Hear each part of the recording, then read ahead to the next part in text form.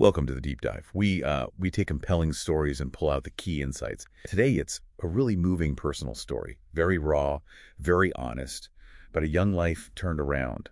Our mission to sort of pinpoint those moments, the insights that let a kid who carried way too much responsibility finally be, well, reclaimed Yeah. to build a new sense of self. Yeah, and it starts with something seemingly small, doesn't it? This memory of an old TV humming in a room somewhere.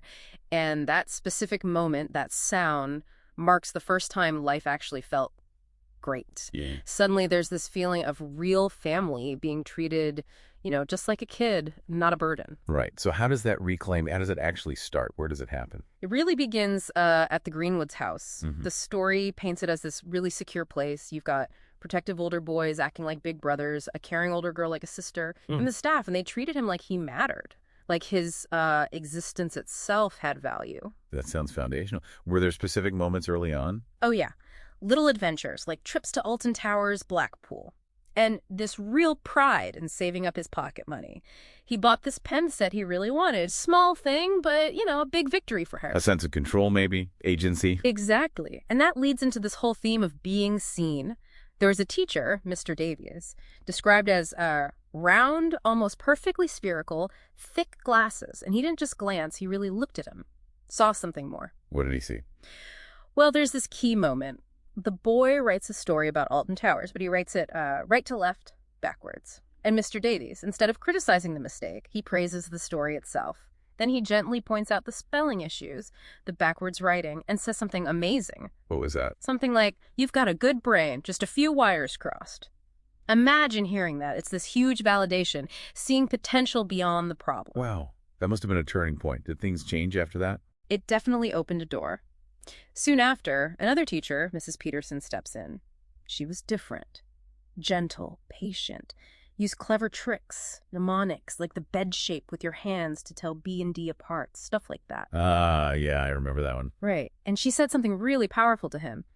"You need a bit of extra help, Alex, and that's perfectly okay. It doesn't mean you're not clever. It just means your brain works a little differently." Basically laying the groundwork for understanding dyslexia later on without even naming it. It was about acceptance. So he's building confidence, feeling seen, starting to learn differently. That must have helped him feel like he belonged more. Absolutely. You see it when his mom visits. He's excited to show off his room, his life there. And apparently all the kids would get excited when any parent visited. A real communal feeling. But it wasn't all smooth sailing, I take it. No, definitely not. The narrative is honest about the flip side. Bullying, getting picked on for being in care, living in the children's home. And his reaction was raw. He fought back hard, never cried, just used his fists. Even though the staff were trying to teach him other ways. Yeah, it was like his only defense mechanism then. So you have this contrast. Growing belonging inside the home, but facing harsh judgment outside. Building resilience the hard way. Then comes something completely different, a big announcement. Huge. Will be the first children's home in the country to go abroad on holiday. Off to Normandy in France. And he immediately connects it to D-Day. Gets totally obsessed, studies the brochure, draws this detailed countdown chart. You can feel the anticipation. Wow. A trip abroad. How did that actually go? It sounds pretty surreal. The coach driving right onto the ferry? That's always weird the first time.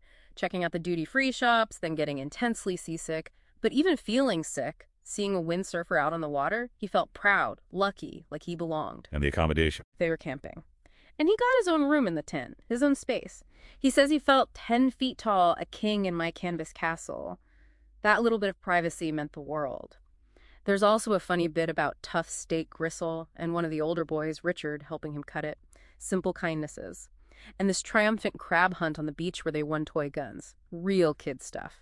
So lots of fun. But you mentioned Normandy in D-Day. Right.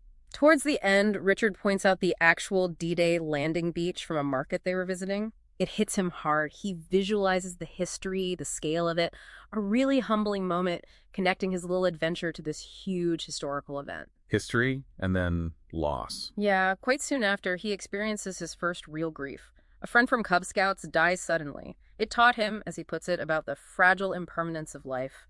A really tough lesson right after feeling so expansive. Life just keeps throwing these huge experiences at him. What happens next? Well, just as things maybe felt a bit settled, Arthur, maybe a staff member, comes with this proposition.